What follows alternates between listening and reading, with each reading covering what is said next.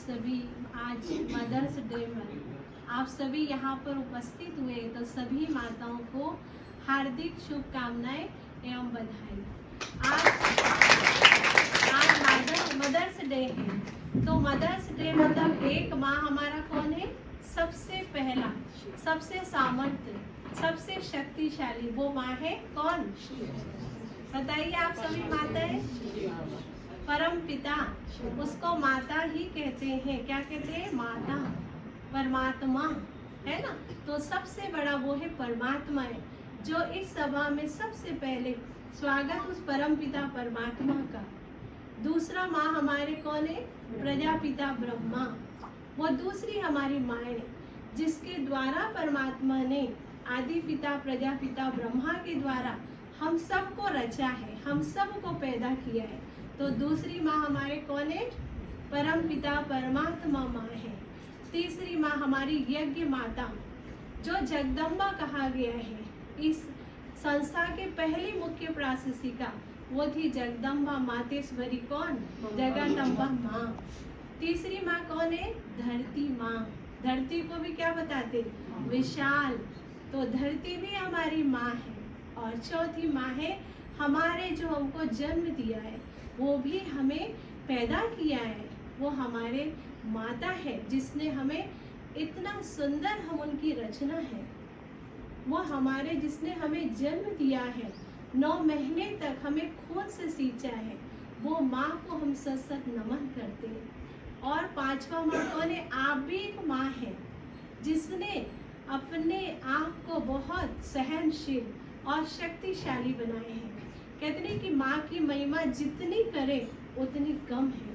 माँ को दुनिया में बहुत विशाल बताया गया कि माँ के अंदर वो सारी शक्ति है। तो परमात्मा हर जगह विद्यमान नहीं हो सकते हैं, तो परमात्मा ने आप हर घर में एक माँ को चुना है। जिस प्रकार माँ कितना प्रकार से उसमें बल होता, वो ऊपर से क्या है? सख्त है, लेकिन उतना ही वो रहमदिल है। जब भी कुछ अपने बच्चों के सामने कुछ भी ऐसी परेशानी आती है, तो माँ कैसे सामने कैसे आ जाते और अपने बच्चे को बचा लेता है। वो शक्ति उस माँ के अंदर है। लेकिन आज समय प्रति समय हम मदर्स डे मनाते हैं, लेकिन ये मदर्स डे कहाँ से शुरू हुआ? विदेशों से शुरू हुआ।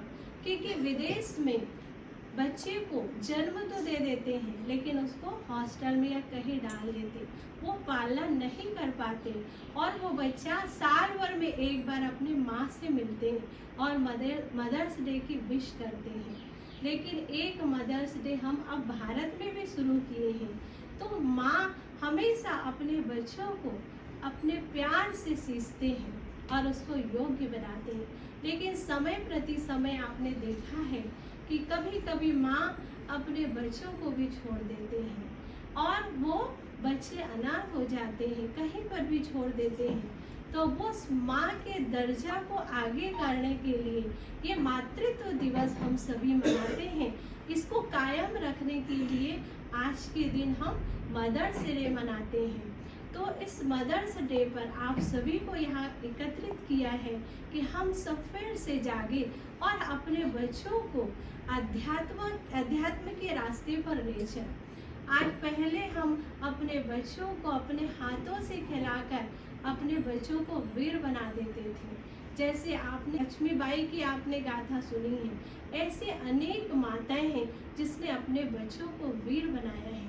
तो ऐसे हम भी अध्यात्म के रास्ते पर हम चलते हैं और हम अपने बच्चों को सशक्त बनाएं, शक्तिशाली बनाएं, उनको अध्यात्म के रास्ते पर ले जाएं। इन्हीं शब्दों के साथ आज मातृत्व दिवस की बहुत बहुत शुभकामनाएं एवं बधाई हो। ओम शांति।